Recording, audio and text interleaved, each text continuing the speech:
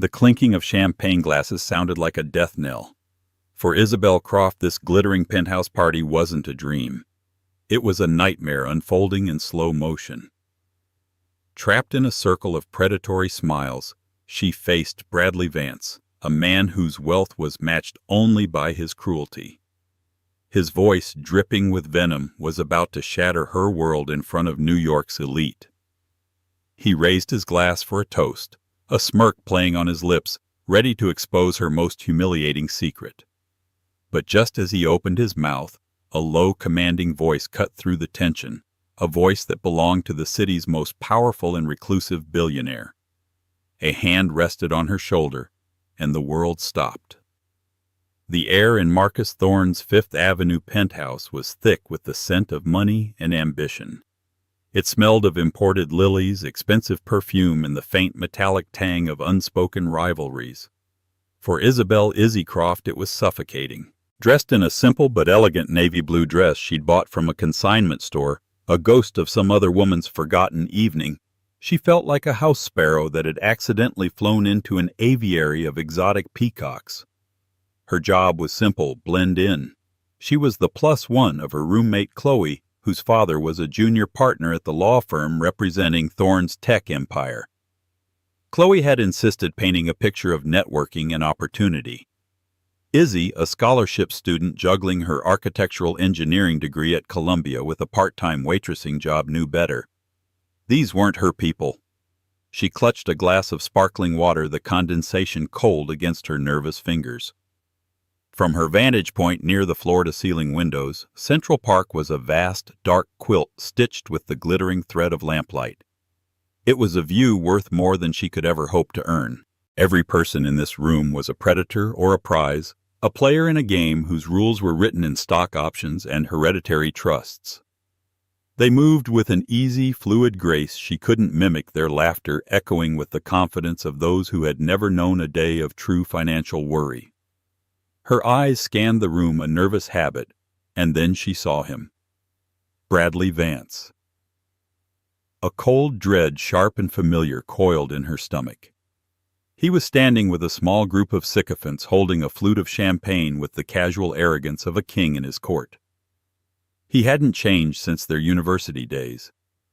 The same perfectly coiffed sandy hair, the same expensive custom-tailored suit that probably cost more than her semester's tuition, and the same cruel curl to his lips. Their history was a short, ugly story. In her sophomore year, Bradley, then a senior, and a notorious campus predator from a wealthy real estate family, had cornered her at a university fundraiser. He'd been drunk, aggressive, and used to getting what he wanted. When she had firmly and publicly rejected his crude advances in front of his fraternity brothers. His pride had been wounded. He couldn't accept a no from a girl he considered beneath him, a scholarship case, as he'd loudly called her. His humiliation had festered, turning into a quiet, simmering hatred. He'd made it his mission to make her life difficult, spreading petty rumors and using his influence to have her shifts cut at her campus job. Seeing him here in his natural habitat felt like stumbling into a shark tank. Izzy tried to shrink back to become one with the velvet curtains, but it was too late.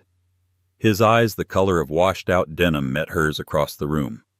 A slow, malicious smile spread across his face. It wasn't a greeting, it was a promise. He excused himself from his group and began to move toward her, not directly, but in a circling predatory path that was designed to build anticipation, to let her know she was his target. Her heart hammered against her ribs. Chloe was nowhere in sight, likely absorbed in a conversation with some aspiring tech bro. Izzy was alone. She could feel the eyes of others starting to follow Bradley's trajectory, sensing the impending drama. This was their entertainment. Well, well, well. Bradley's voice was a low purr as he finally stopped in front of her. He was close enough that she could smell the expensive cologne and the whiskey on his breath. Isabel Croft, I must say I'm surprised to see you here. I didn't realize Thorne Technologies was handing out pity invitations. Izzy lifted her chin, refusing to let him see her fear. Hello, Bradley. I'm here with a friend. A friend, he repeated, drawing out the word as if it were a foreign concept. He gestured vaguely at her dress. "Let me guess. You're working the event? Taking coats, serving canapés. It would suit you." Each word was a carefully aimed dart designed to remind her of her place, to remind everyone else. A few people nearby had stopped their own conversations, their faces alight with cruel curiosity. "I'm here as a guest," she said, her voice steadier than she felt. "Just like you." Bradley let out a short, humorless laugh. "A guest? Oh, that's rich. Don't play games with me, Isabel. We both know what you are. You're a charity case who slipped through the cracks. You don't belong here." He leaned in closer, his voice dropping to a conspiratorial whisper that was just loud enough for the growing circle of onlookers to hear. "How much did you have to pay your friend to bring you, or was it a different kind of payment?" The insinuation was vile, and it hung in the air like poison. Izzy felt a hot flush of shame and anger creep up her neck. She wanted to throw her drink in his face to scream at him, but she knew that's what he wanted. He wanted a scene. He wanted to prove that she was trash, that she had no class, no composure. She took a deep breath, steeling herself. "You're mistaken, Bradley, and you're making a fool of yourself." His eyes narrowed. Her defiance seemed to fuel his rage. "Am I? We'll see about that." He turned slightly, raising his voice to address their now rapt audience. "Everyone, a moment of your time, if I may." The general murmur of the party began to quieten. More heads turned their way. Izzy felt 100 pairs of eyes on her, pinning her like a specimen under a microscope. This was it, the public execution of her dignity. "I just wanted to introduce you all to someone." Bradley continued, his arm sweeping out to indicate Izzy. "This is Isabel Croft, a master of social climbing. You see, some people work their way into rooms like this. Others, well, they find more creative ways. Isabel here is a true artist of deception." Panic seized her. Her throat was tight, her palms sweating. She looked desperately for an exit, for any escape, but she was hemmed in by a wall of smirking, judgmental faces. She was utterly, completely alone. And in the corner of her eye she saw a tall, silent figure detach himself from the shadows near the balcony. He was dressed in a perfectly tailored black suit, his presence exuding an aura of absolute power that made even Bradley Vance look like a petulant child. He was watching the scene with an unreadable expression, his dark eyes fixed on her. It was Damian Blackwood, the billionaire, the ghost, the man who owned half of this city and was rarely ever seen. And he was walking toward them. The name Damian Blackwood was spoken in hushed, reverent tones in the circles Izzy now found herself in. He was a myth, a legend of modern finance. He'd built a global empire in private equity and tech investments before he was 30, operating with a savant-like foresight and a ruthless efficiency that terrified his competitors. He was notoriously private, a phantom who moved through the world's financial capitals without a digital footprint. There were maybe a dozen authenticated photos of him in existence. To see him here in the flesh was like spotting a snow leopard in Central Park. As he moved, a strange phenomenon occurred. The boisterous energy of the party seemed to warp around him, creating a pocket of silence. People didn't just make way for him. They seemed to recede as if a force field emanated from his very being. His face was all sharp angles and severe lines, handsome in a way that was more intimidating than inviting. His dark hair was cut short, and his eyes, which Izzy could now see were a deep stormy gray, held a chilling stillness. He wasn't watching the spectacle with amusement like the others. He was observing it with the detached intensity of a predator assessing its territory. Izzy's mind raced. Why was he here? Why was he walking toward them? She had never seen him before except for one grainy photo in a Forbes article she'd read for a business ethics class. Bradley, high on his own power trip, seemed to be the only person in the room oblivious to the Titan approaching. His focus was entirely on Izzy, his victim. "You see," Bradley's voice dripped with condescending pity, "Isabel comes from, let's call it a humble background. Very humble. From a town in Ohio you've never heard of, with a mother who—" "That's enough, Bradley." Izzy's voice was a low, trembling whisper, but it was all she could manage. The thought of him dragging her mother, a kind woman who had worked 2 jobs her entire life to give Izzy a chance, into this cesspool of cruelty was unbearable. "Enough!" Bradley scoffed, his face twisting into a mask of theatrical disbelief. "Oh, I'm just getting started. I think these people deserve to know who they're sharing the air with. This is a woman who got into Columbia on a diversity scholarship who probably lied on her application." "That's a lie!" She shot back, her voice gaining a sharp edge of fury. "Is it?" he challenged, stepping even closer. "I think it's important for people to be authentic, don't you? To not pretend to be something you're not. And you, my dear Isabel, are pretending. You're wearing a costume, drinking water because you probably can't stomach real champagne, and hoping some rich idiot will be fooled by your little act." He was painting a masterpiece of humiliation, and the onlookers were his canvas. Some looked away, a flicker of discomfort in their eyes, but most watched with unabashed fascination. It was a blood sport, and Izzy was the bait. She felt the tears welling hot and sharp, but she refused to let them fall. She would not give him the satisfaction. She met his gaze, her own eyes blazing with a defiant fire that seemed to surprise him. She was cornered, but she wasn't broken, not yet. "I may not have been born with a silver spoon, Bradley," she said, her voice clear and ringing in the now silent room. "But at least I have a spine. At least I have integrity. Those are things your father's money could never buy you." A collective gasp went through the small crowd. It was a direct hit. Bradley's face for a split second lost its smugness, replaced by a flash of pure, unadulterated rage. His family's new money status was a source of deep insecurity for him, a fact Izzy had forgotten until that moment. He had overplayed his hand, and she had called his bluff. His face turned a blotchy red. The venom in his eyes intensified. He was done playing with her. He was going for the kill. "Integrity." He spat the word like it was poison. "You want to talk about integrity? Let's talk about your father." "Oh, wait." He paused for dramatic effect, a cruel, triumphant smirk returning to his face. "You can't, because he's sitting in a federal prison for embezzlement, isn't he? Ran a Ponzi scheme that bilked retirees out of their life savings. Apple doesn't fall far from the tree, does it? How much of that stolen money paid for your first semester before he got caught?" The air was sucked out of Izzy's lungs. It was her deepest, most painful secret. A wound that had never healed. Her father's crime had destroyed their family, ruined their name, and left her and her mother with nothing but shame and debt.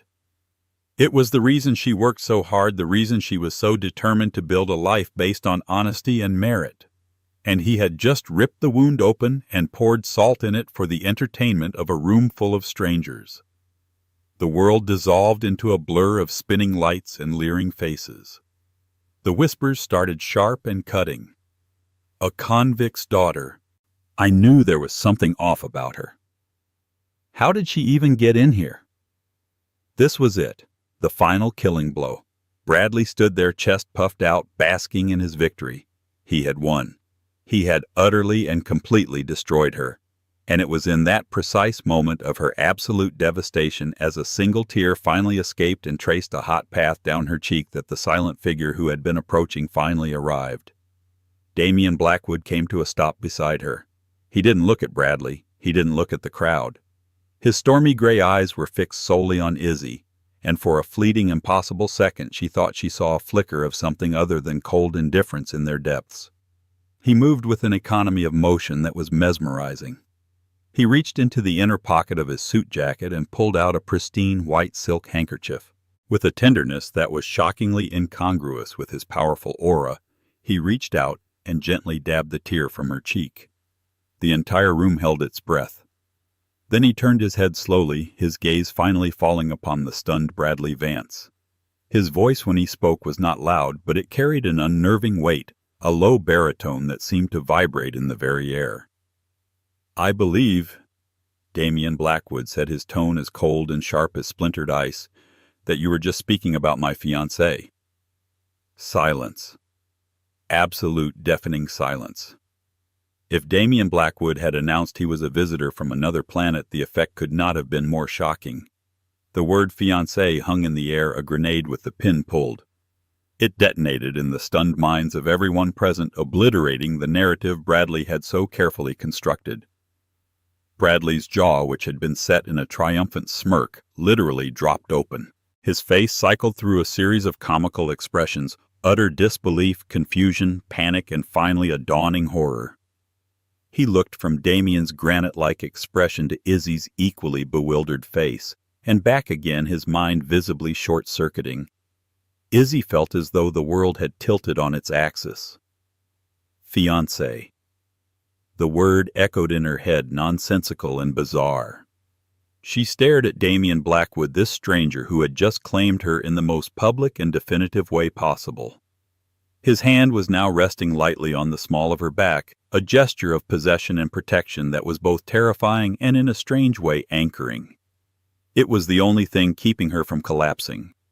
The crowd began to react not with whispers but with a collective frantic recalibration. The looks of derision that had been aimed at Izzy a moment ago were instantly replaced with expressions of awe, envy, and frantic curiosity. She had been instantly transformed from a social pariah, the daughter of a convict, into the chosen partner of the most enigmatic and powerful man in the room, perhaps in the country. The whiplash was dizzying. Damian's gray eyes remained locked on Bradley, and they were utterly devoid of mercy. "You were saying something about her family," he prompted, his voice dangerously soft. "Please continue. I'm fascinated to hear your assessment." Bradley paled, his skin taking on a pasty, unwell quality under the warm party lighting. He was like a jackal that had been swaggering over its kill, only to look up and find a lion standing over him. He stammered, opening and closing his mouth like a fish out of water. I... Mr. Blackwood, I had no idea. It was a misunderstanding." "A misunderstanding?" Damian repeated the words flat and cold. "It sounded to me like a very clear, very public, and very pathetic attempt to humiliate a woman you thought was unprotected. An error in judgment, Mr. Vance. A significant one." Every word was a nail in Bradley's social coffin. To be publicly rebuked by Damian Blackwood was not just embarrassing. It was a potential career ender. Deals could evaporate, invitations could cease, doors could be slammed shut. The sycophants who had been laughing at his jokes moments before now took a subtle, coordinated step away from him as if he were contagious. Damian's gaze flickered over Bradley's expensive suit, his Patek Philippe watch, his look of entitled arrogance. "Let me offer you a piece of advice," he said, his voice dropping even lower. "The next time you feel the need to puff out your chest and assert your dominance, try doing it with someone who can fight back. Because what you've just done is the equivalent of trying to prove your strength by kicking a puppy. It doesn't make you look strong. It makes you look weak and frankly pathetic." He didn't raise his voice, but the contempt in his tone was so potent it was almost a physical blow. Bradley shrank under the weight of it, his face burning with a shame far deeper than any he had tried to inflict on Izzy. Without another glance at the defeated man, Damian turned his full attention back to Izzy. His expression softened almost imperceptibly, though his eyes remained intense. "Are you all right?" he asked, his voice for her ears only. Izzy could only nod, her throat too tight to form words. She was still reeling, caught in the eye of a hurricane he had created. Fiancé. The word kept screaming in her mind. He gave her a small, almost imperceptible nod. "Good." He then raised his voice slightly to address the room at large, which was still watching them with rapt attention. "My fiancé and I were just leaving. We have an early start tomorrow." It was a dismissal. He was ending the party for himself and by extension for everyone else. The host, Marcus Thorne, a tech billionaire who usually commanded rooms with his sheer presence, quickly bustled over his face a mask of concern and apology. "Damian, I am so sorry. I had no idea this was happening. Is everything all right?" Thorne asked pointedly, ignoring Bradley, who now looked like he wanted the floor to swallow him whole. "Everything is fine, Marcus," Damien said smoothly, the lie rolling off his tongue with practiced ease. His hand never left Izzy's back, a constant firm pressure. "Isabel was just feeling a little overwhelmed by the enthusiasm of some of your guests. Thank you for the invitation." He guided Izzy through the crowd, which parted for them like the Red Sea. The whispers followed them, a shocked, excited buzz. "Damien Blackwood's fiancée." "Who is she? I can't believe it. Did you see Bradley Vance's face?" Izzy walked in a daze, her legs moving on autopilot. She was aware of the stares, the reevaluations, the sudden desperate attempts by people to catch her eye and offer a smile as if to retroactively align themselves with her newfound status. It was sickening.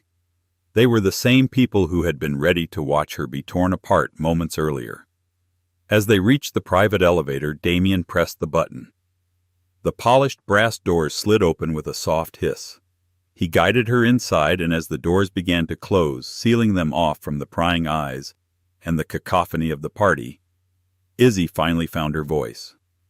The doors shut with a quiet thud, encasing them in a small, silent, mirrored box. It was just the two of them. She turned to face him, her heart pounding a frantic rhythm against her ribs. The shock was finally wearing off, replaced by a tidal wave of confusion and a healthy dose of fear. What was that?" she managed to ask, her voice trembling. "Why did you do that? Why did you call me your fiancé?" Damien Blackwood looked down at her, his stormy gray eyes unreadable. There was no warmth in them, no hint of a savior's kindness. There was only a cool, calculating intelligence. "Because," he said, his voice calm and level, "it was the most efficient way to solve both of our problems. His, yours, and mine." The elevator descended in unnerving silence. Izzy stared at Damien Blackwood, her mind struggling to process his last statement. Solve both of our problems. What problems could this man possibly have that involved her? The mirrored walls of the elevator reflected them back, a towering, imposing figure in a flawless suit, and a bewildered young woman in a second-hand dress looking like a deer caught in the headlights of a Rolls-Royce. The doors opened into a private subterranean garage, a stark contrast to the opulence of the penthouse. The air was cool and smelled of concrete and expensive leather. A gleaming black Rolls-Royce Cullinan was parked directly in front of them, a chauffeur in a dark suit standing patiently by the rear door. He nodded respectfully at Damien, but showed no surprise at the sight of Izzy. "We need to talk," Damien said, his tone leaving no room for argument. "Somewhere private. My car." He gestured toward the vehicle. Izzy hesitated for a fraction of a second. Her every instinct screamed at her to run, to thank him for his intervention, and disappear back into her anonymous life. But another part of her, the part that was still reeling from the public evisceration she had just endured, knew she couldn't just walk away. He had irrevocably tied her to him with a single word. She needed answers. She gave a stiff nod and allowed him to guide her toward the car. The chauffeur opened the door and she slid onto the plush, cream-colored leather seat. The interior was like a private jet, silent and insulated from the outside world. The door closed with a soft, expensive thud, sealing them inside. Damien got in the other side and the car pulled away with a silent electric hum. "Where are you taking me?" Izzy asked, her voice betraying her anxiety. "My city residence. It's the most secure place for this conversation," he replied, not looking at her. He was staring out the tinted window at the blurred lights of Manhattan. "I apologize for the lack of a proper introduction. My name is Damien Blackwood." "I know who you are," she said quietly. "Everyone knows who you are. I'm Isabel Croft." "I know," he said, and the simple statement sent a chill down her spine. He turned his head to look at her, his gaze direct and unnervingly perceptive. Columbia University, architectural engineering, full academic scholarship, valedictorian of your high school in Northwood, Ohio. Your mother is a nurse named Sarah. Your father is Robert Croft. Izzy flinched as if he had struck her. How do you know all that? It's my business to know things, he said simply. Information is the most valuable currency in the world. I had my head of security do a full background check on every guest at Thorne's party, a standard precaution. You did a background check on me, she asked, a fresh wave of violation washing over her. On everyone, he clarified, a hint of impatience in his voice. Your file was more interesting than most. It denotes a high level of intelligence resilience and a distinct lack of powerful connections, which makes you a low-risk variable. You also have a compelling reason to need a significant amount of money very quickly. Izzy stared at him bewildered. Money? What are you talking about? Your mother, she was diagnosed with a rare form of early-onset rheumatoid arthritis 6 months ago. The experimental treatments aren't covered by her insurance. The bills are mounting. You've taken on a second job bartending on weekends to try and help, but you're falling behind. Am I wrong? The clinical, dispassionate way he laid out the most painful and private details of her life was staggering. She felt exposed, stripped bare. Why are you doing this? The Rolls-Royce glided to a stop in another private underground garage, this one beneath a sleek modern skyscraper in Tribeca.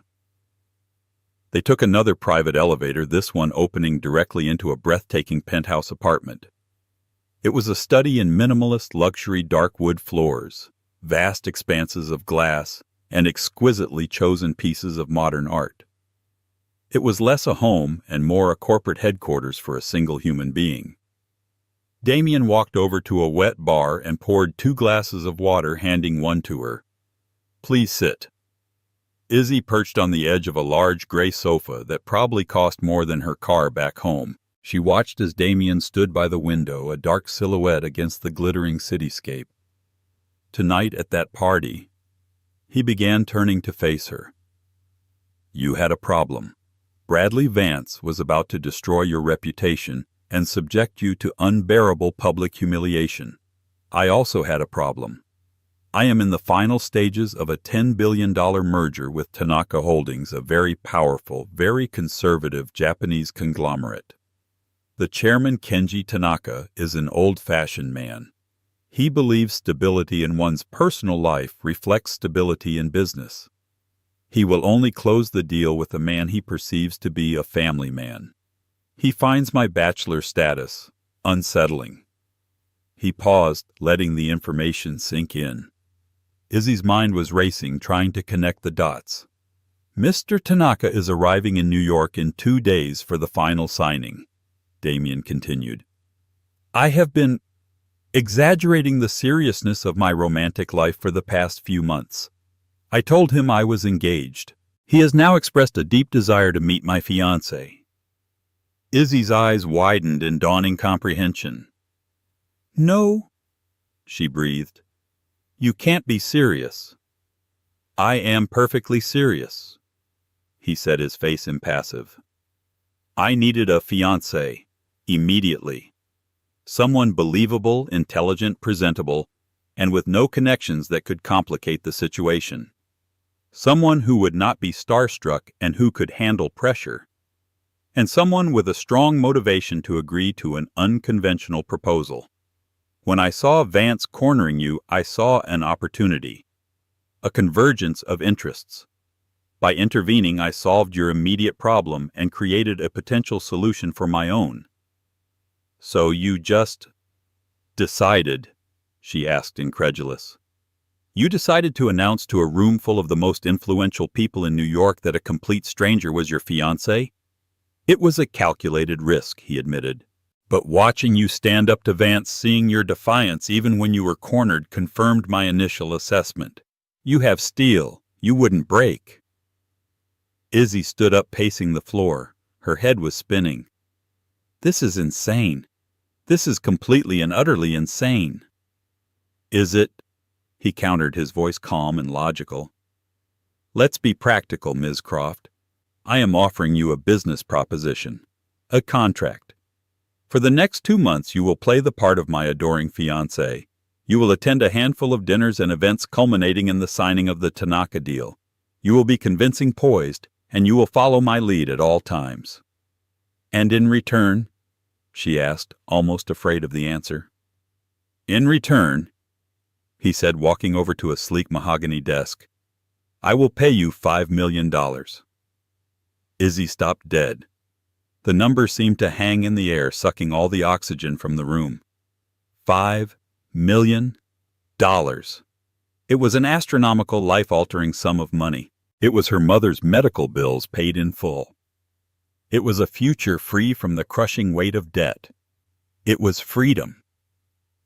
He saw the conflict in her eyes. "In addition," he added, "I will ensure that Bradley Vance and his family's real estate company become entangled in so many regulatory investigations and zoning disputes that he will be too busy to ever bother you or anyone else again. I will erase him as a problem." The offer was diabolical, and it was perfect. He was offering her not just a fortune, but security and revenge. He had found her exact price. "There will be rules," he continued, his tone all business. 1. We will maintain the illusion of a devoted couple in public at all times. This is non-negotiable. 2. This is a business arrangement. There will be no emotional or physical entanglement beyond what is necessary for the performance. 3. You will sign a non-disclosure agreement so ironclad that if you so much as whisper my name to a stranger after this is over, you will forfeit the money and face legal consequences that will last you a lifetime. He slid a thick leather-bound folder across the desk. "The contract is all there. My lawyers drafted it this evening while we were driving here. It includes the payment schedule, the terms of the NDA, and a cover story for our relationship that you will need to memorize." Izzy stared at the folder as if it were a venomous snake. This was a deal with the devil, a devil dressed in a Tom Ford suit. She would be trading her integrity, her identity, for financial salvation. She would be living a lie, becoming the very thing Bradley Vance had accused her of being, a pretender, an actress. But then she thought of her mother's pained smile, the worry in her eyes she tried so hard to hide. She thought of the mountain of bills on her small kitchen table. She thought of the humiliation she had felt under Bradley's cruel gaze.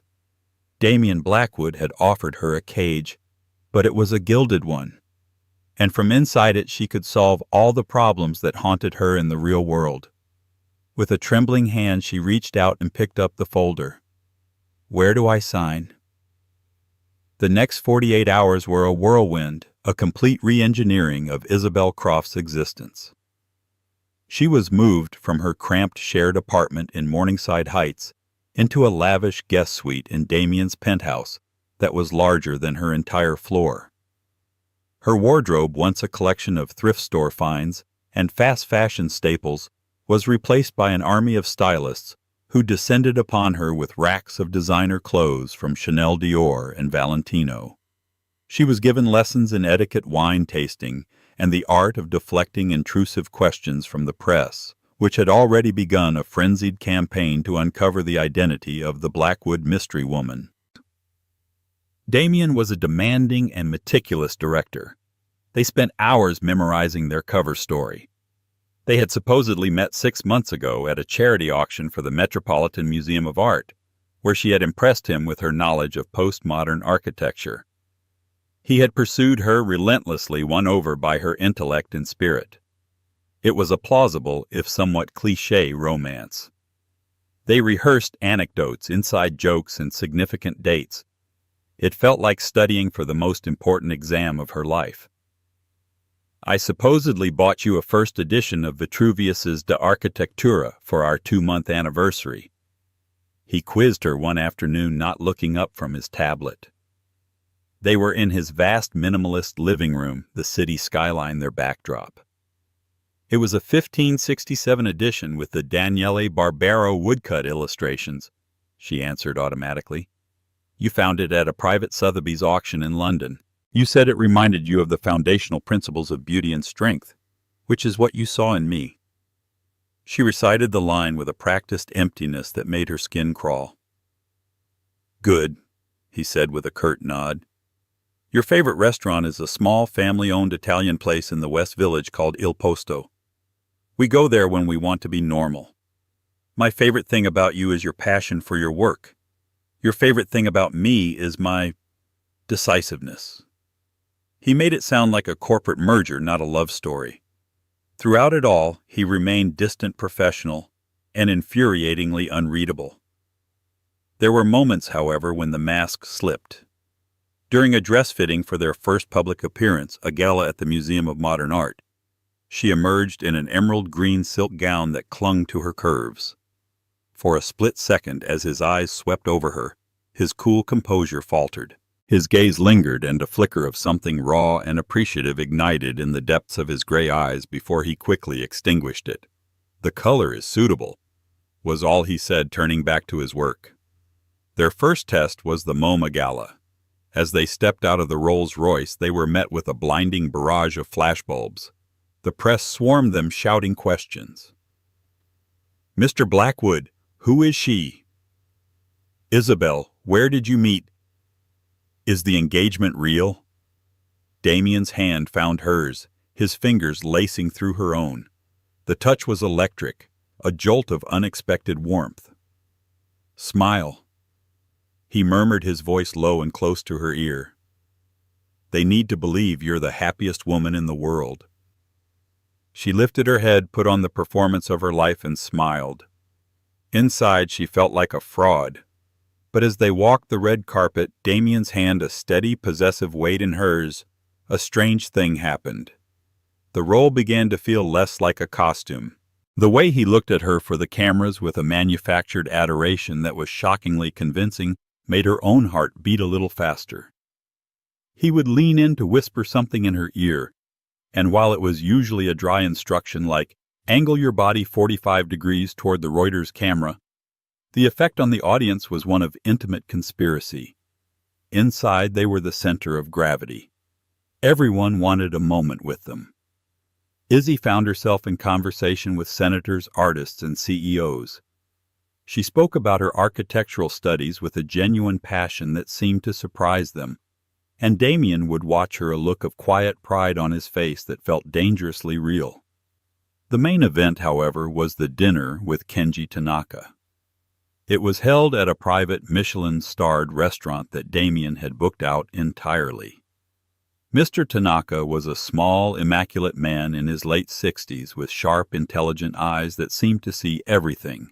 He was accompanied by his wife, Aiko, a graceful woman who smiled warmly at Izzy.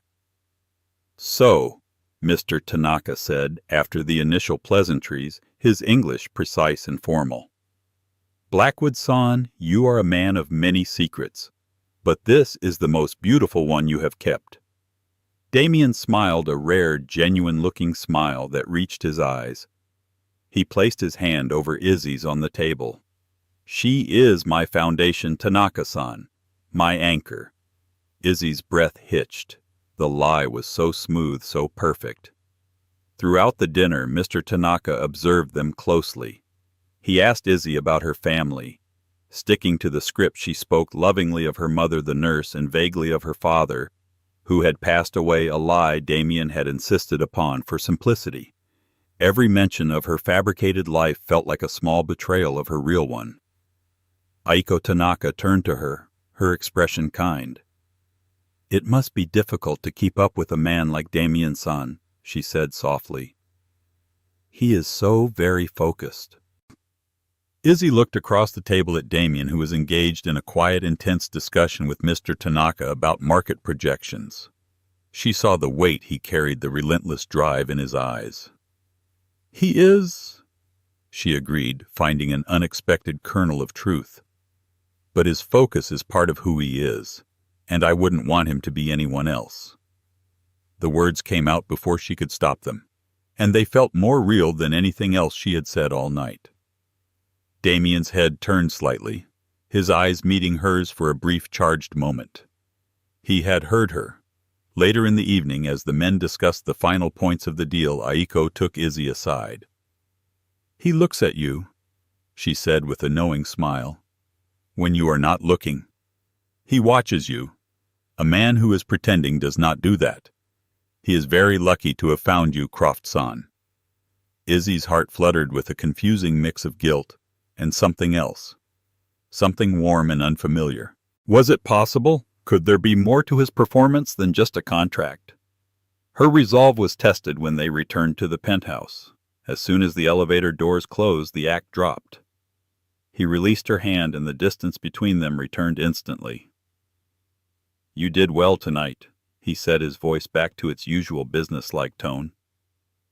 "Tanaka is pleased. He sees you as a stabilizing influence." "I'm a good actress, I guess," she replied, a bitter taste in her mouth. "Yes," he said, turning away to loosen his tie. "You are." The praise felt hollow. She hated this. The pretense, the lies, the way she was beginning to wish the act was real. But the biggest challenge was yet to come.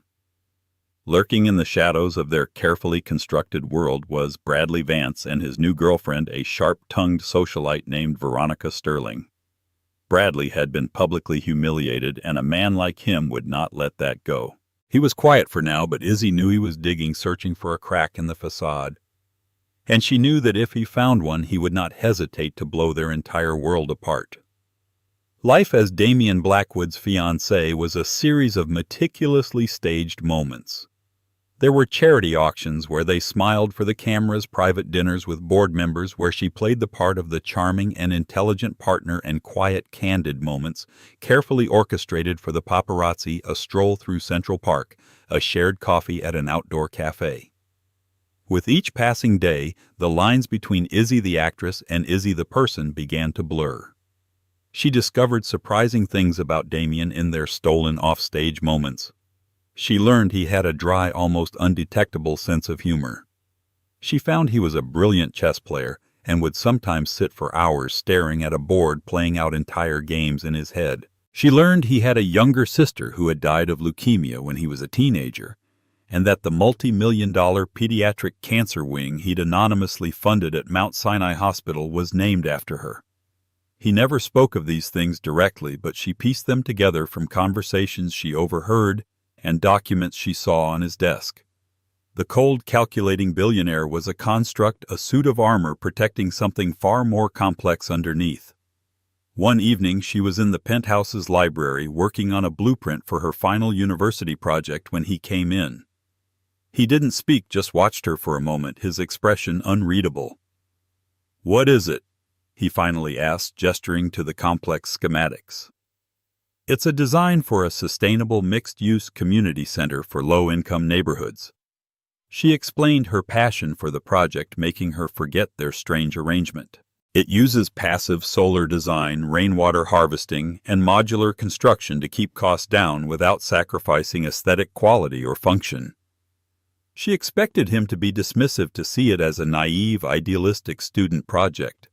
Instead, he leaned over the table, his eyes tracing the lines she had drawn. His questions were sharp and insightful, pointing out potential structural weaknesses and offering suggestions on material sourcing that she hadn't considered. For nearly an hour, they weren't a fake couple. They were two intellects meeting, discussing a shared interest in structure and design. In that moment, the $5 million contract and the lies that bound them seemed to dissolve. There was just the quiet hum of mutual respect. "It's brilliant," he said at last, his voice a low murmur. He was standing so close she could feel the heat radiating from him. His gaze lifted from the blueprints to her face, and the intensity in his eyes made her breath catch. The space between them crackled with an unspoken energy. He leaned in slightly, and for a heart-stopping second she thought he was going to kiss her. Then his phone buzzed, shattering the moment. He straightened up, the professional mask snapping back into place. "It's my head of security," he said, his tone once again cool and distant. "There's a problem." The problem, it turned out, was Bradley Vance. As Izzy had feared, he had not been idle. Humiliated and vengeful, he had hired a ruthless private investigator to dig into every corner of her life.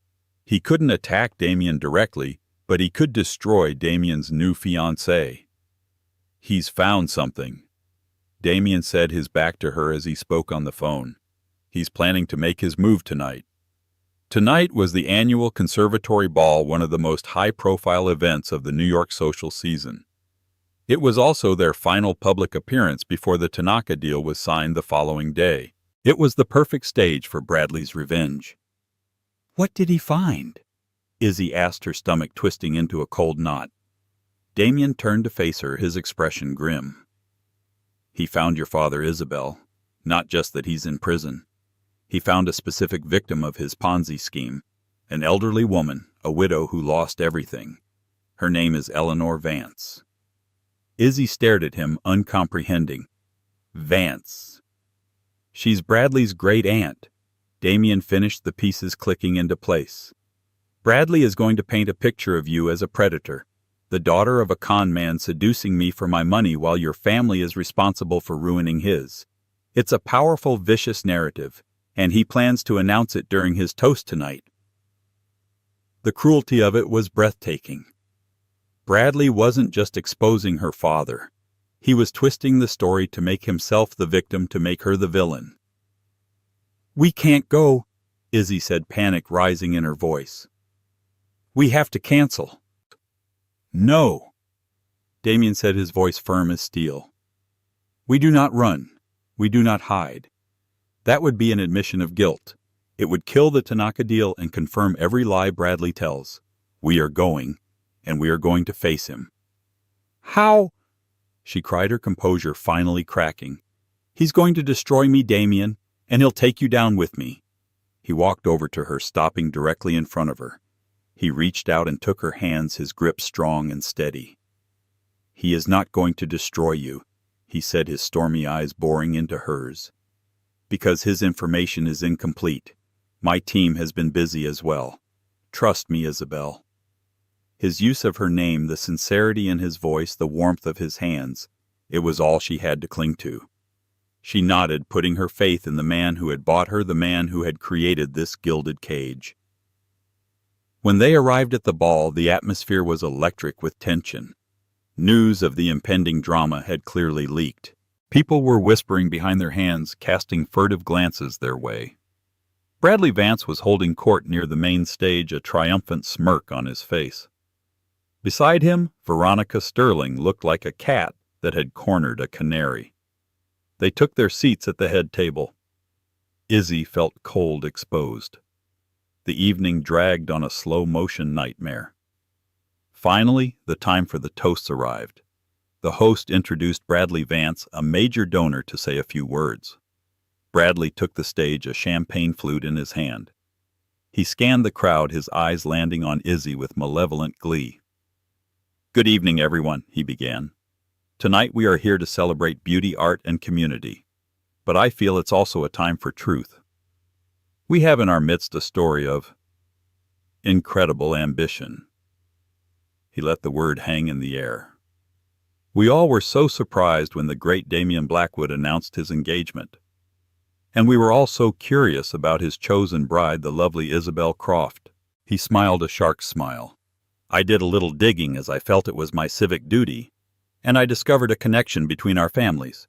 You see, Ms. Croft's father, Robert Croft, a convicted felon, was responsible for financially ruining a member of my family, my dear great-aunt Eleanor." A wave of shocked gasps rippled through the room. It was even worse than she had imagined. "So you see," Bradley concluded, raising his glass, "this isn't a fairy tale. It's a tragedy. Or perhaps a brilliantly executed heist. A toast, then, to Isabel Croft. The apple doesn't fall far from the tree." He drank, and the room was silent, all eyes on her. It was the moment of her execution. She felt Damien's hand on her thigh under the table, a silent command to stay seated, to stay calm. Then Damien stood up. He didn't look angry. He looked utterly serene. He picked up his own glass. "Thank you, Bradley," he said, his amplified voice cutting through the tension. "Thank you for bringing that up.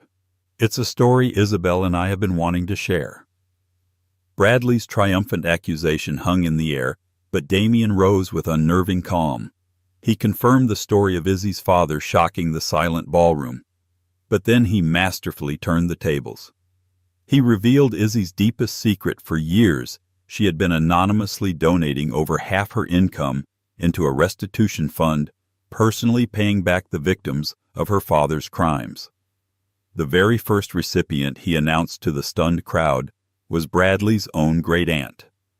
Damien explained that this quiet act of integrity was how he had truly found her and fallen in love. He painted a portrait not of a con artist, but of the most honorable woman he had ever known. He toasted her as the future Mrs. Blackwood, and the room erupted into thunderous applause. Bradley, utterly defeated and humiliated by the truth, vanished from the stage. The victory was absolute. Mr. All-Through. Tanaka, deeply impressed by Izzy's character and Damien's fierce loyalty, immediately confirmed their $10 billion deal. Later in the quiet of the penthouse, the performance was over. "The contract is complete," Damien said, his back to her. "You are free to go." "Was any of it real?" Izzy whispered, her heart breaking. "What you said tonight."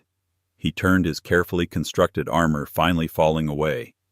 "The contract was a lie," he admitted, his voice raw with emotion.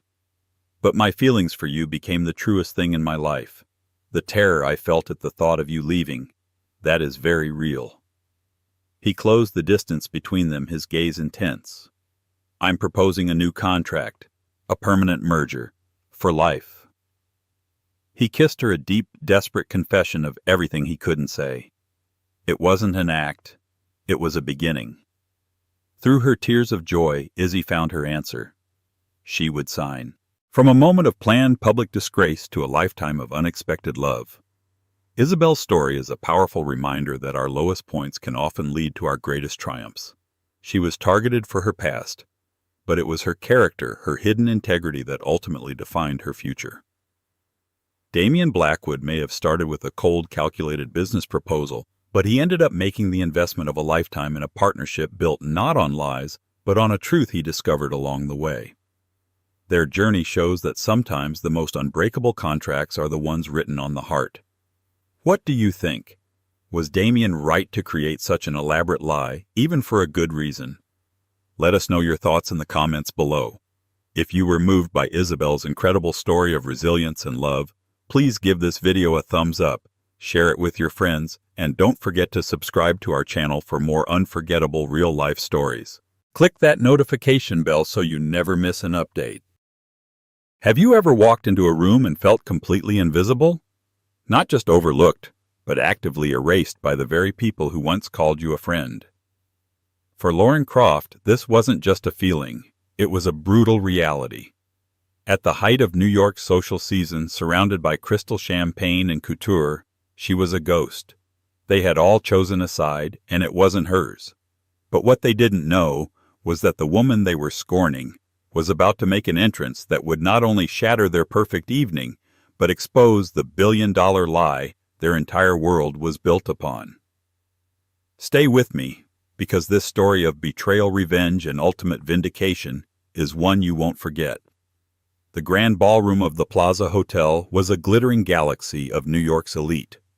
Chandeliers dripping with baccarat crystal cast a warm golden glow over a sea of Chanel gowns and Tom Ford tuxedos. The air hummed with the polite murmur of powerful people, the clinking of glasses, the soft laughter, the low-stakes gossip that served as currency in their world. This was the annual Starlight Children's Foundation Gala, the pinnacle of the fall philanthropic season, and for Lauren Croft, it was a self-inflicted form of torture. She stood near a towering floral arrangement of white orchids and hydrangeas, a flute of untouched champagne growing warm in her hand. Her dress, a simple but elegant navy blue silk sheath by Stella McCartney, felt like armor that was failing her. 2 years ago she would have been at the center of this galaxy, a shining star tethered to her husband, the charismatic tech mogul Trent Davenport. Now she was a ghost haunting the edges of a life that was no longer hers. She saw them across the room. Trent, looking effortlessly charming in a bespoke Brioni suit, was holding court. On his arm was Brittany, his new wife, a woman a decade younger with impossibly white teeth and the kind of vacant perfection that photographers adored. They were laughing with the Vanderbilts, and Lauren felt a familiar bitter pang in her chest. She had told herself coming here was a necessary step, A way to show him that she wasn't broken.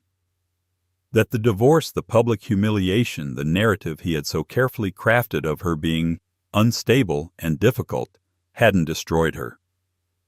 But the reality was a cold slap in the face. She tried to catch the eye of Genevieve Meyer, a woman who had once been her closest confidant, her maid of honor. Genevieve, draped in shimmering Versace, met her gaze for a fleeting second. Lauren offered a small, hopeful smile. In response, Genevieve's eyes flickered with something like pity before she turned her back with calculated precision, leaning in to whisper something to her husband that made him chuckle. The dismissal was as sharp and clean as a guillotine. One by one, the people she had hosted at her dinner parties, vacationed with in St. Bart's, and whose children's birthdays she remembered performed the same social execution. They would see her, a brief flash of recognition would cross their faces, and then they would find a sudden urgent need to inspect a painting on the wall, greet someone over her shoulder, or refresh their drink. The air grew thick, suffocating. Each averted gaze was a small stone added to the weight on her shoulders. The whispers were the worst. She couldn't hear the words, but she could feel them, the slight tilt of heads, the cupped hands, the quick, venomous glances in her direction. There she is. Poor thing. Can you believe the nerve of her showing up? Trent had done his job well. He had not only divorced her, he had excommunicated her. In this world, perception was reality, and he had painted her as the villain of their story. He was the brilliant visionary, the CEO of the billion-dollar data mining firm Davenport Analytics. She was just the bitter ex-wife who couldn't handle his success. A waiter drifted by. "Ma'am, another glass?" he asked, his neutral professionalism a stark contrast to the icy contempt surrounding her. She shook her head, her throat too tight to speak. She had to leave. This was a mistake. She wasn't showing them she was strong. She was giving them a front-row seat to her humiliation. Setting the untouched glass on the waiter's tray, she turned, her shoulders slumping in defeat. The grand exit she had envisioned, head held high, a picture of grace and resilience, was dissolving into a lonely, pathetic retreat. As she made her way towards the grand arched doorway, a wave of dizziness washed over her. It was in this very ballroom 5 years ago that Trent had announced the launch of his company.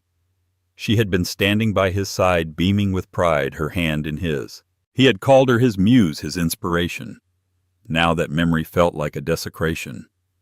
She pushed past a velvet rope and stepped into the relative quiet of the hotel's palm court. The cold marble floor beneath her heels felt solid grounding. She took a deep breath, fighting the sting of tears. She wouldn't cry. Not here. She pulled her phone from her clutch, her fingers trembling as she scrolled through her contacts. She just needed to get out, get away from the stares and the whispers. Her thumb hovered over the icon for a car service when a new text message lit up her screen. It was from a number she knew by heart, a name that had become her unlikely lifeline over the past 6 months. "Are you ready?" the message read. A shiver, not of cold but of electrifying anticipation, ran down her spine. The plan they had discussed, the one that had seemed so terrifyingly bold, was now her only option. Defeat was no longer on the menu. She typed her reply, her fingers suddenly steady. Ready. Taking one last deep breath, she straightened her spine, smoothed down her dress, and turned not towards the exit, but back towards the ballroom. The ghost was about to get an escort. The life Lauren had with Trent Davenport had been built on a foundation of dazzling promises. They met at a Columbia University alumni event. She was a budding software engineer with a mind for complex algorithms and a passion for ethical tech. He was in the business school, armed with a silver tongue and unshakable confidence, and the kind of ambition that burned so brightly it blinded everyone around him. He was captivated by her brilliance. While his friends were chasing heiresses, Trent was chasing her mind. He would listen for hours as she sketched out her ideas on napkins in late-night diners, ideas about predictive analytics, about using data not just to sell products but to identify societal needs, to streamline humanitarian aid, to create a more efficient world. Her passion project, a complex system she called Chimera, was her masterpiece. It was a self-learning algorithm that could synthesize vast, disparate data sets to find patterns humans could never see. "You're a genius, Lori," he would say, his eyes gleaming with an intensity she mistook for love. "We're going to change the world with this." We. That word was the cornerstone of their relationship. They were a team. He was the frontman, the visionary who could sell her intricate code as a world-changing dream. She was the architect, the quiet engine working tirelessly behind the scenes. They married a year after graduation in a lavish ceremony at his parents' estate in the Hamptons. For the first few years, it was intoxicating.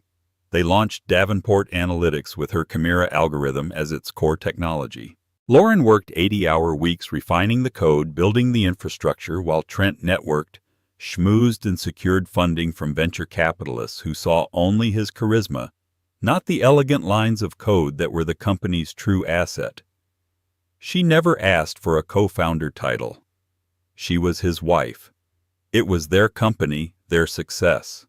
She trusted him completely. That was her great catastrophic mistake. The shift was gradual, insidious. As the company's valuation soared into the hundreds of millions, his compliments became rarer. We slowly became I. At board meetings, her technical contributions were glossed over. He would present her work as his own, using the broad, sweeping strokes of a master salesman to describe the intricate systems she had spent months building. When she tried to gently correct him, he would placate her later in private. "It's just business, baby," he'd whisper, kissing her forehead. "They need to see a strong, singular leader. It doesn't change the truth. We both know this is all you." She believed him, until the day she found the second set of incorporation documents. She had been looking for a tax file in their home office when she stumbled upon a locked drawer. Picking the cheap lock with a paperclip, a trick her father had taught her, she found a file she had never seen before. Inside were revised corporate filings, backdated and signed by Trent and a lawyer she didn't recognize. These documents systematically diluted her initial informal stake, legally redefining her role from a foundational partner to a mere supportive spouse. The intellectual property for the Chimera algorithm, which she had naively never patented in her own name, was assigned solely and irrevocably to Davenport Analytics, of which Trent was the 95% shareholder. When she confronted him, the charming facade crumbled. The man she loved vanished, replaced by a cold, ruthless stranger. "It's for the best, Lauren," he said, not even bothering to look up from his iPad. "The investors need clarity. Your name on the core patents would have been a complication." "A complication," she repeated, the documents trembling in her hand. "Trent, this was my work, my idea, our idea."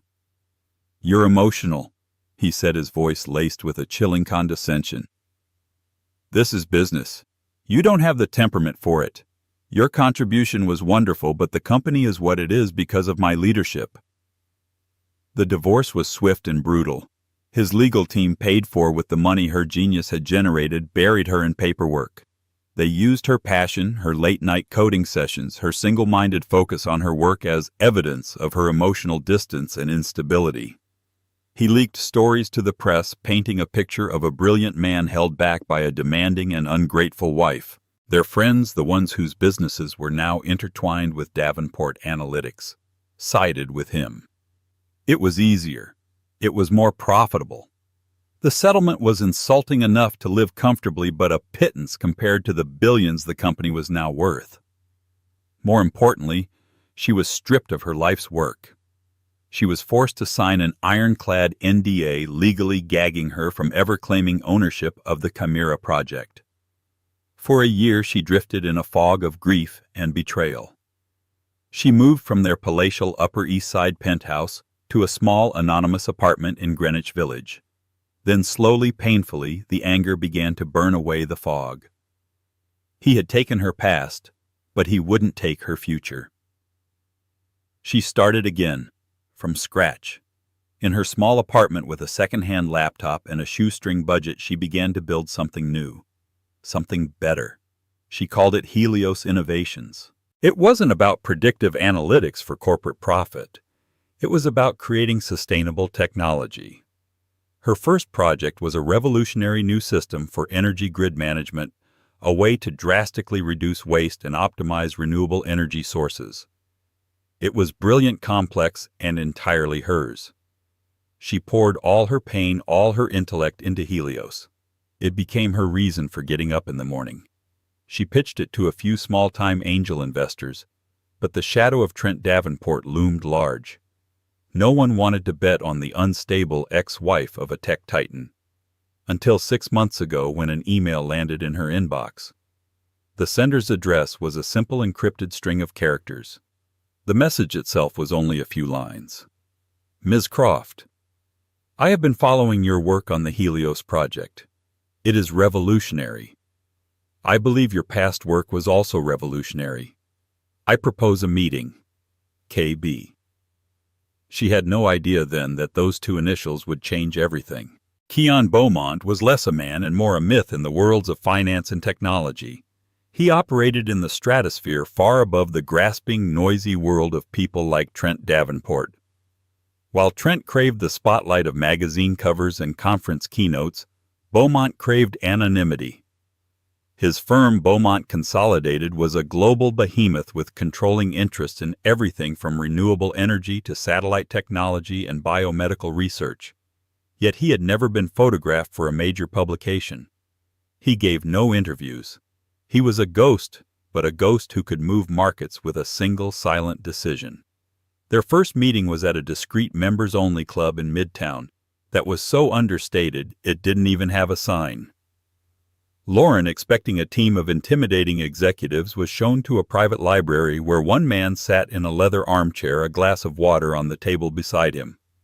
Keon Beaumont was not what she expected. He was in his early 40s with sharp, intelligent eyes that seemed to see right through you. He wore a simple dark sweater and trousers, no tie, no flashy Patek Philippe watch. There was an aura of stillness about him, a complete lack of the nervous energy that powered most men in his position. Ms. Croft. He said, his voice a low, calm baritone. He rose and shook her hand. His grip was firm. Thank you for coming. Please. He gestured to the chair opposite him. There were no pleasantries, no small talk about the weather. He got straight to the point. I've read your proposal for Helios Innovations. He began, his gaze unwavering. Your approach to dynamic load balancing in decentralized power grids is a paradigm shift. No one else is even close. Lauren felt a flush of pride. Thank you. I believe it's the future. It is, he agreed.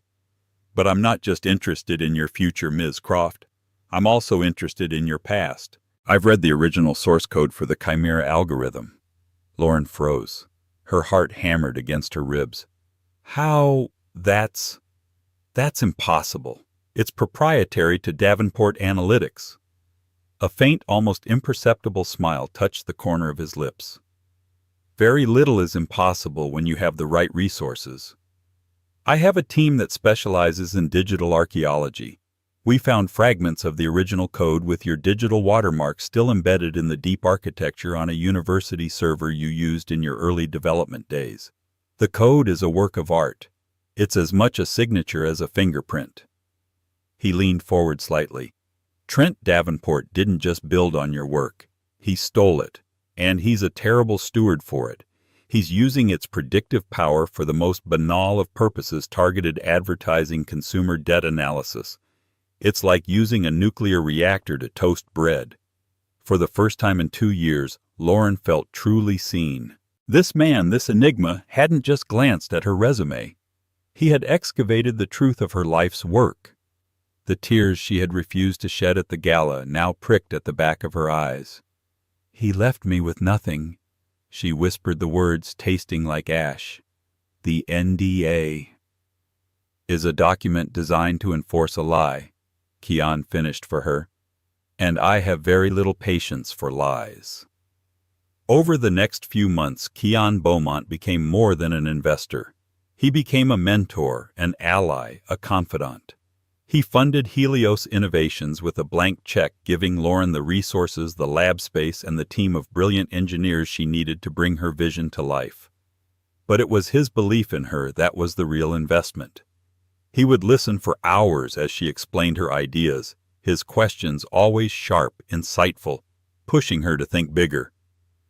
They discovered a shared language, a love for elegant systems and complex problems. She learned snippets of his life, that he was orphaned young, that he built his empire from nothing, driven by a relentless desire to create things of lasting value, not fleeting fame. There was a quiet sadness in him, a loneliness that mirrored her own. A bond formed between them, forged in late-night strategy sessions, and a mutual disdain for the performative world of new money. About a month before the gala, during a meeting in his minimalist sky-high office overlooking Central Park, he brought up the event. "The Starlight Gala is approaching," he said, looking out the window. "Davenport is the honorary chair this year." Lauren stiffened. "I'm not going." "I think you should," Keon said, turning to face her. "And I think you should go with me." She stared at him, bewildered. Why, to what end, so his friends can have something new to whisper about? "No," he said, his voice dropping to a more personal, intense register.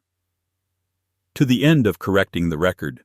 Trent Davenport thrives in the court of public opinion. He used it to destroy your reputation. It's time we used it to reveal his character. He's built his kingdom on a lie, Lauren, and kingdoms built on lies are fragile things." He explained the plan. It wasn't just about showing up with a powerful man on her arm. It was about a public, undeniable act of reclamation.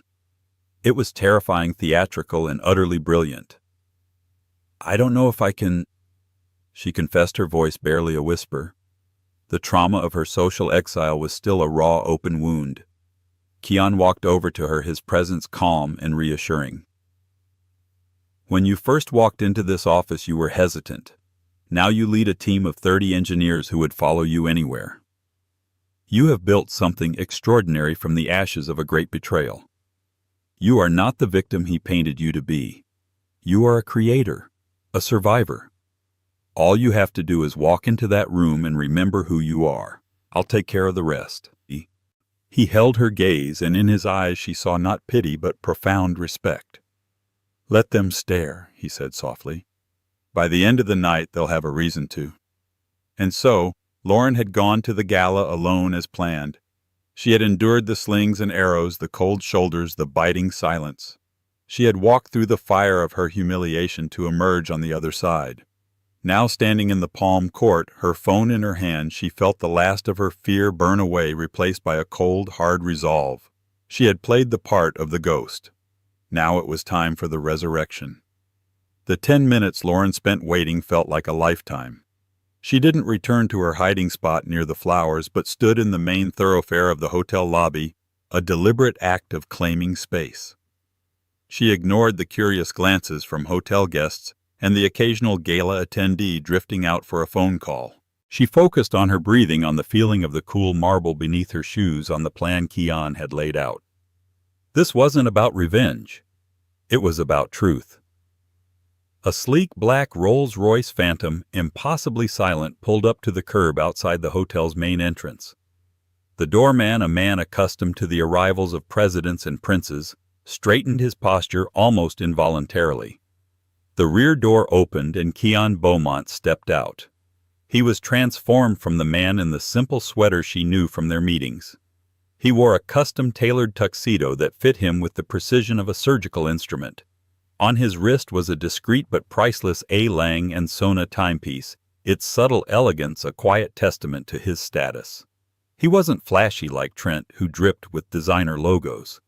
Keon's power was inherent, radiating from him in an aura of unshakable confidence and control. He handed the valet a key, nodded to the doorman, and his eyes immediately found hers across the lobby.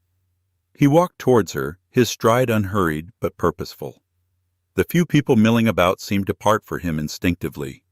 He stopped in front of her, his sharp eyes taking in her dress, her posture, the newfound steel in her spine.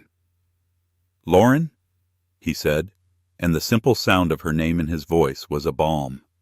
"You look magnificent." He offered her his arm.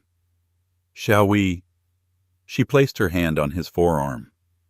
The fabric of his tuxedo was impossibly fine, and beneath it she could feel the steady strength of his arm. As they turned back towards the ballroom, a new sense of power coursed through her. She wasn't Lauren Croft, the scorned ex-wife, anymore. She was Lauren Croft, founder of Helios Innovations, and she was arriving with Kian Beaumont. The walk through the arched doorway and back into the gala was like a scene from a movie played out in slow motion. At first, no one noticed. The buzz of conversation continued. The orchestra played a soft Gershwin melody. They took 5, 6, 7 steps onto the polished dance floor before the first head turned. It was a junior analyst from a rival firm. His eyes widened slightly as he recognized Kian Beaumont, the mythical figure he'd only ever seen in grainy, unauthorized photos online. The analyst nudged his companion. The companion stared, his jaw slackening. It was a ripple effect. A woman stopped mid-laugh, her champagne flute frozen halfway to her lips. A hush fell over the table closest to them, then the next and the next. The murmur of the room didn't just quiet. It was sucked into a vacuum of collective shock. The orchestra faltered, a single violin screeching into the sudden profound silence before it too faded away. Every single eye in the grand ballroom was now fixed on the couple standing in the center of the room.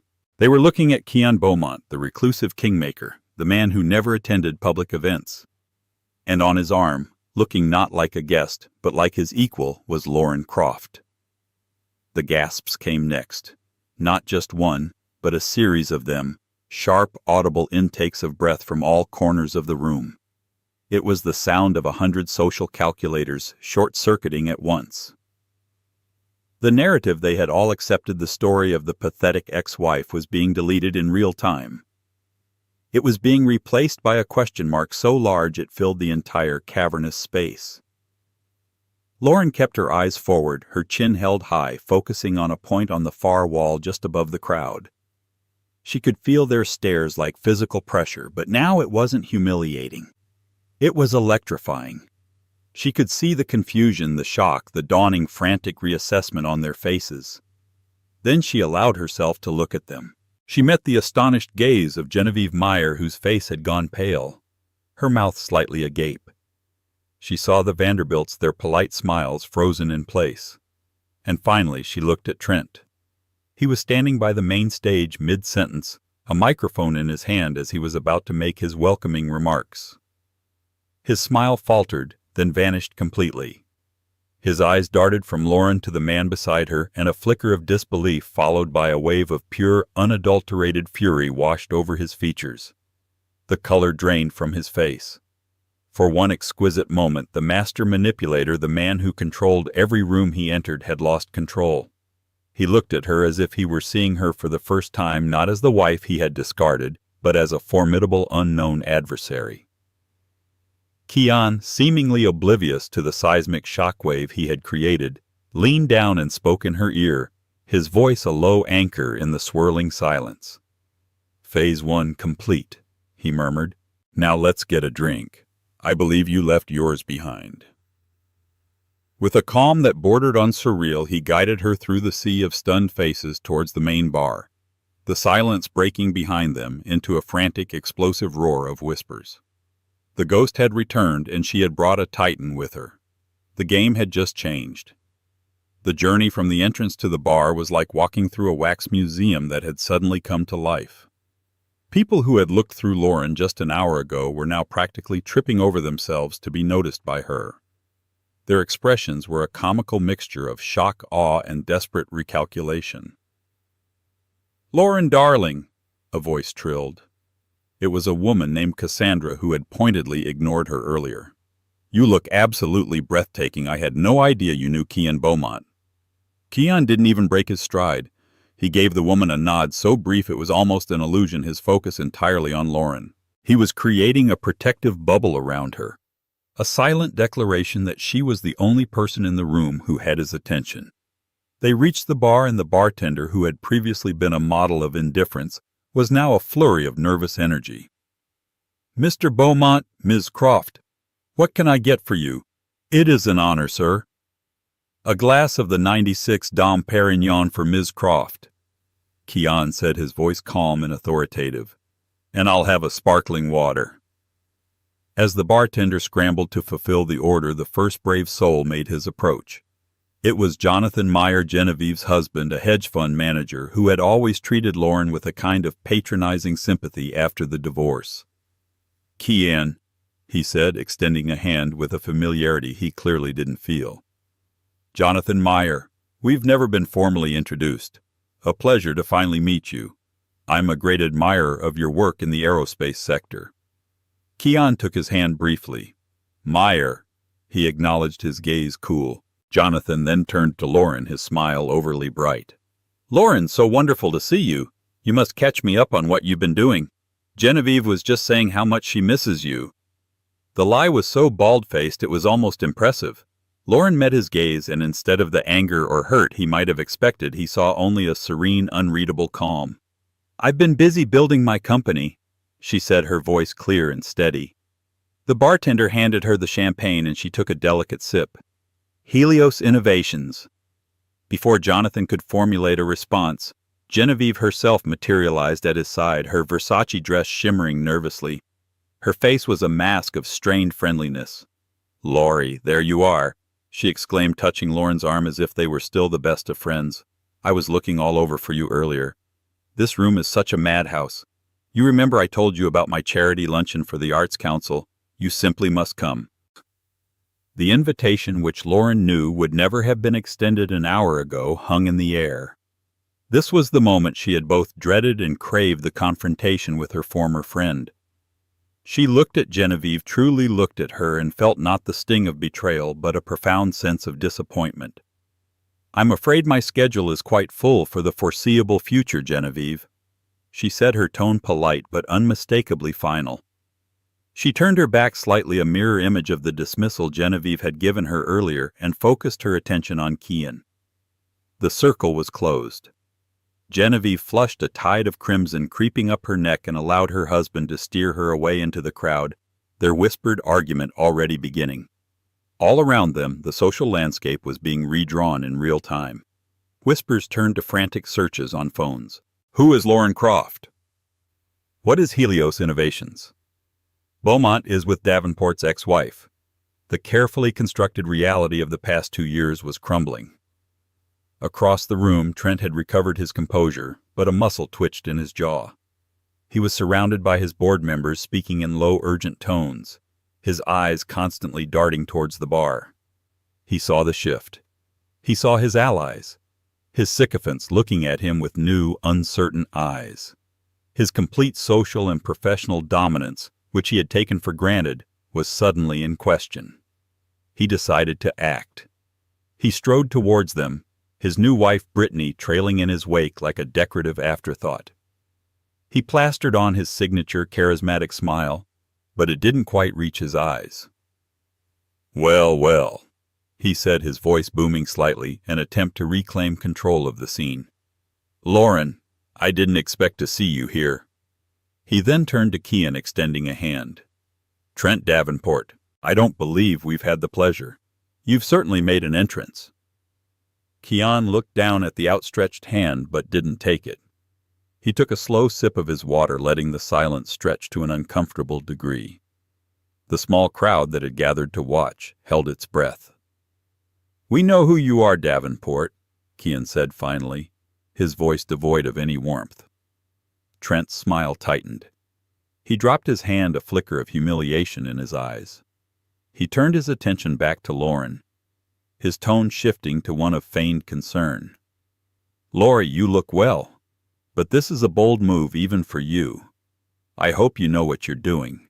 Some circles are unforgiving." It was a veiled threat, a reminder of her past exile, a warning. This was the moment, the confrontation she had rehearsed in her mind 1,000 times. She looked her ex-husband in the eye, the man who had stolen her work, her reputation, and her past. And she felt nothing but a cold, clear focus. "I know exactly what I'm doing, Trent," she said, her voice ringing with a confidence she hadn't possessed in years. "The question is, do you—" Before he could respond, the gala's host tapped the microphone on stage. "Ladies and gentlemen, if you could please take your seats.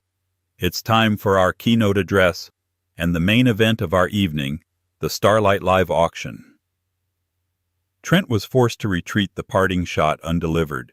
He cast one last venomous look at Lauren before turning back to the stage. Keon placed a reassuring hand on the small of her back. "Are you ready for Phase 2? He asked quietly. "More than ready," she replied, her voice steady. They made their way to their table, Table 1 front and center, a table that was usually reserved for the guest of honor. Trent, from his seat on the dais, watched them, his face a thunderous mask. The auction was about to begin, and the most valuable item of the night wasn't a luxury vacation or a piece of art. It was a lie, and Keon Beaumont was about to bid on its destruction.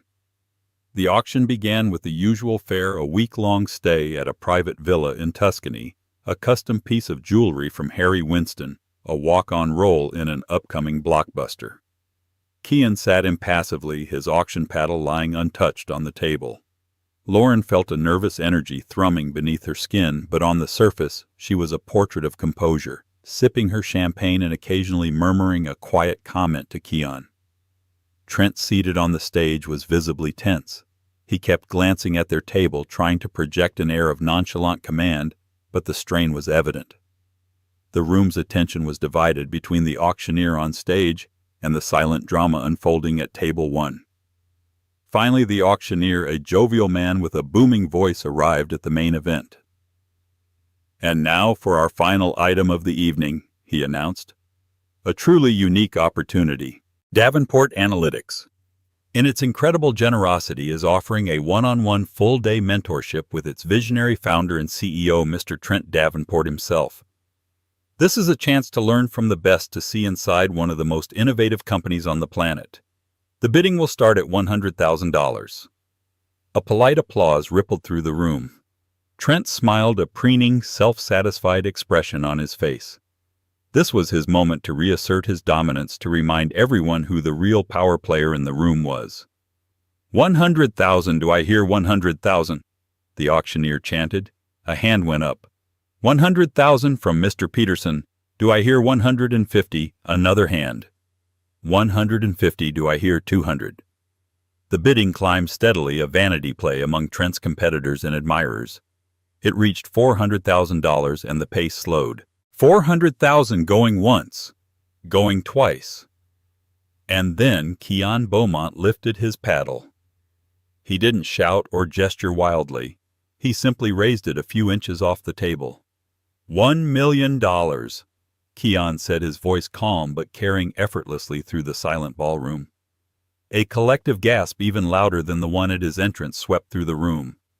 The auctioneer's eyes bulged. Trent's smile froze on his face. This wasn't a bid. It was a statement. A multi-billionaire bidding $1 million for a day with a lesser billionaire was unheard of. It was an act of dominance. "Oh, $1 million, the auctioneer stammered. "Going once, going twice." No other paddles went up. No one was insane enough to bid against Keon Beaumont. "Sold," the auctioneer cried, slamming his gavel down. "For $1 million to the gentleman at Table 1, Mr. Keon Beaumont." The room erupted in applause, a mixture of shock and excitement. Trent was forced to stand and smile, nodding towards Keon in a pantomime of gratitude, but his eyes were like chips of ice. As the applause died down, Keon stood up. He walked not back to his seat, but towards the stage. He moved with such authority that no one, not the event staff nor Trent himself, thought to stop him. He took the microphone from the stunned auctioneer. "Thank you," he said, his voice resonating through the ballroom's sound system. "That is a generous, if slightly unusual, round of applause for a purchase." A few nervous chuckles rippled through the audience. "I have the utmost respect for the Starlight Foundation and its mission," he continued, his gaze sweeping the room before landing squarely on Trent. "And I believe in the power of mentorship. I believe in honoring the true innovators, the architects of progress. and that is why I made this bid tonight." He paused, letting the tension build. "I'm not interested in learning how to run a company that markets consumer debt to college students. I'm not interested in a masterclass on how to sell user data to the highest bidder. I'm interested in the genius that started it all." Trent, still standing on the stage, took a half step forward, his face darkening with confusion and rage. "What is the meaning of this?" Keon ignored him, his focus entirely on the audience. "Tonight I didn't purchase a day with Trent Davenport. I purchased a platform. A $1 million platform to correct a record. You all know Davenport Analytics. You know its multi-billion-dollar valuation, but you don't know its true origin story. You've been told a lie." He gestured towards Table 1. "The visionary behind the core technology of Davenport Analytics, the brilliant mind that created the Chimera algorithm from scratch, is not the man standing next to me." He locked eyes with Lauren. "It's the woman he tried to erase. Her name is Lauren Croft." A tidal wave of murmurs and shocked whispers crashed through the room. People twisted in their seats to stare at Lauren, who now stood by her chair, her expression resolute. Trent grabbed another microphone. "This is outrageous. He's lying. My ex-wife is a troubled woman, and this man is clearly taking advantage of her delusions." "Is he?" Keon's voice was as sharp as steel. "Then perhaps you can explain this." On the massive screens on either side of the stage, which had been displaying the logo of the gala, an image suddenly appeared. It was a complex screen of code, elegant and intricate. At the bottom, highlighted in a red box, was a digital watermark embedded in the source code itself, L. Croft, 0.9 Columbia Archives, 2012. "This is a fragment of the original Chimera source code," Keon announced, "retrieved from a university server where Ms. Croft did her initial development work. It predates the founding of Davenport Analytics by 2 years. Her digital fingerprint is on the foundation of your entire empire, Mr. Davenport." The screen changed, showing side-by-side comparisons of Lauren's original code and the current proprietary code of his company. The similarities were undeniable, the core structure identical. It was a visual, irrefutable accusation of theft on a grand scale. Trent stood frozen, his face ashen. He opened his mouth, but no words came out. He was exposed, his carefully crafted persona stripped away in front of the very people he had spent his life trying to impress. Genevieve Meyer was staring at the screen, her hand over her mouth in horror. Jonathan looked at Trent not with admiration, but with the cold calculation of a man seeing a toxic asset. Keon's final words were delivered with a quiet, devastating finality. "The greatest innovations are built on truth and integrity.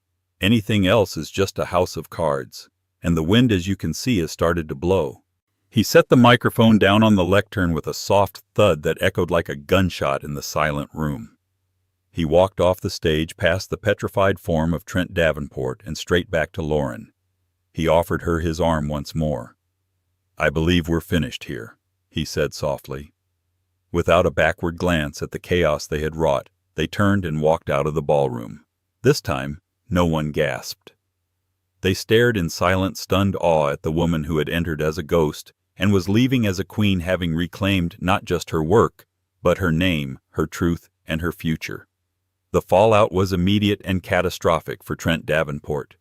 Before Lauren and Keon had even reached the lobby of the plaza, cell phones were alight across the ballroom. Oscar Reed, a veteran society columnist for the New York Times, who had been in attendance, was already dictating the opening paragraph of the story that would grace the front page of the business section the next morning. Tech Titan. "Toppled by ghost of the past," the headline would read. By midnight, the story was breaking online. By morning, it was a global phenomenon. The video of Keon's speech, surreptitiously filmed by a dozen guests, went viral. The term L. Croft ver. 0.9 was trending on Twitter. Journalists and industry analysts began digging, and the carefully constructed narrative of Trent Davenport, the lone genius, unraveled with astonishing speed. Investors panicked. Davenport Analytics stock plummeted in pre-market trading. The board of directors, the same men who had toasted Trent's success just hours earlier, called an emergency meeting. Faced with irrefutable proof of intellectual property fraud and the public relations nightmare of the century, they had no choice. By noon the next day, Trent Davenport was forced to resign in disgrace from the company he had stolen. The empire built on Lauren's work had crumbled in less than 24 hours. Lauren watched the news unfold not with glee but with a profound sense of catharsis. It was like a weight she hadn't realized she was carrying had finally been lifted from her soul. She wasn't at her small apartment. Kian had insisted she stay in a guest suite in his penthouse, a serene minimalist space with floor-to-ceiling windows overlooking the entirety of Central Park. She sat on a sofa, a mug of tea in her hands as Kian walked in holding a tablet. "The board of Davenport Analytics has made an offer," he said, his voice neutral. Lauren braced herself. "What kind of offer?" "They are in free fall. They need to restore shareholder confidence. They need legitimacy. They are offering you a controlling interest in the company, a public apology, and Trent's entire vacated share package." He paused. "They want you to come back, to run the company that was always rightfully yours." 2 years ago, she would have wept with joy at such a prospect. It was everything she had ever wanted. Vindication controlled the return of her life's work. She looked out the window at the sprawling city below, then back at Kian. "No," she said, the word coming out with surprising ease. Kian raised an eyebrow, a flicker of a smile playing on his lips. "No. Davenport Analytics is tainted." She explained, a newfound clarity in her voice. "Its foundation is a lie. Its entire culture is built on Trent's greed. Chimera is a brilliant algorithm, but he pointed it in the wrong direction. I don't want to fix something so broken. I want to build something new." She stood up and walked towards him, her eyes shining with passion. "Helios Innovations. That's my future. We're on the verge of a breakthrough in sustainable energy. That's a legacy I want to build. Not one based on dredging up the past, but on creating a better future." Kian looked at her, and the respect in his eyes was deeper than she had ever seen. "I was hoping you'd say that," he said softly. "But there is the matter of the Chimera algorithm. It's your creation. It shouldn't be left in their hands." "I have an idea about that too," she said. She proposed a counteroffer. She would decline the shares and the CEO position. Instead, she would license the core Chimera algorithm back to the company for a staggering annual fee under a new foundation she would establish. This Croft Foundation would be dedicated to promoting ethical technology and funding STEM education for women. She would take the tool of her betrayal and transform it into a force for good. She would be its steward, not its prisoner. Kian's smile was genuine now. "That's not just a business move, Lauren. That's poetry." In the weeks that followed, the world saw Lauren Croft not as a victim, but as the formidable leader she had always been. She appeared in one and only one major interview with Forbes magazine. The cover story wasn't about her divorce or the drama. It was about Helios Innovations and the future of green technology. She was poised, brilliant, and forward-looking. She mentioned Trent's name only once, referring to the entire ordeal as an unfortunate chapter that had ultimately clarified her mission. Her phone, once silent, now rang incessantly with calls from people who had previously shunned her. Genevieve Meyer sent a long, rambling email full of apologies and excuses which Lauren deleted without reading. She didn't have time for the ghosts of her past. She was too busy building the future. Her relationship with Kian deepened, evolving from a strategic alliance into a true partnership. They were two people who understood each other on a fundamental level, who saw the world not just as it was, but as it could be. They were a quiet power couple. Their influence felt not in the gossip columns, but in the boardrooms and research labs where the future was being forged. One evening, months after the gala, she stood with Kian on the balcony of his penthouse, looking down at the glittering lights of the city. "Do you ever regret it?" she asked quietly. "The spectacle, the public nature of it all." He turned to her, his expression serious. Trent Davenport built his world on the perception of others. The only way to dismantle it was to change that perception in a way that could never be undone. It wasn't a spectacle, Lauren. It was a detonation. And from the rubble you're building an empire of your own. An honest one. She looked at the lights, no longer just a backdrop to a life of pain, but a landscape of infinite possibility. The woman who had entered that gala as an invisible ghost was gone forever. In her place was a founder, a philanthropist, an innovator. She had not only reclaimed her story, she was finally truly writing the next chapter herself. And so Lauren's story isn't just about a dramatic entrance at a party. It's a powerful reminder that our worth is never determined by the opinions of those who refuse to see us. It's about the quiet strength it takes to rebuild from nothing, the courage to face down those who wronged us, and the wisdom to know that true victory isn't about revenge, but about building a future so bright it eclipses the shadows of the past. She walked into that room hoping for acceptance, but walked out with something far more valuable: self-reclamation. What did you think of Lauren's incredible journey? Have you ever felt underestimated or had to fight to have your voice heard? Share your thoughts in the comments below. We read every single one. If this story resonated with you, please hit that like button, share it with someone who needs to hear it, and make sure you subscribe to our channel for more true life stories of resilience and incredible comebacks. Thank you for listening.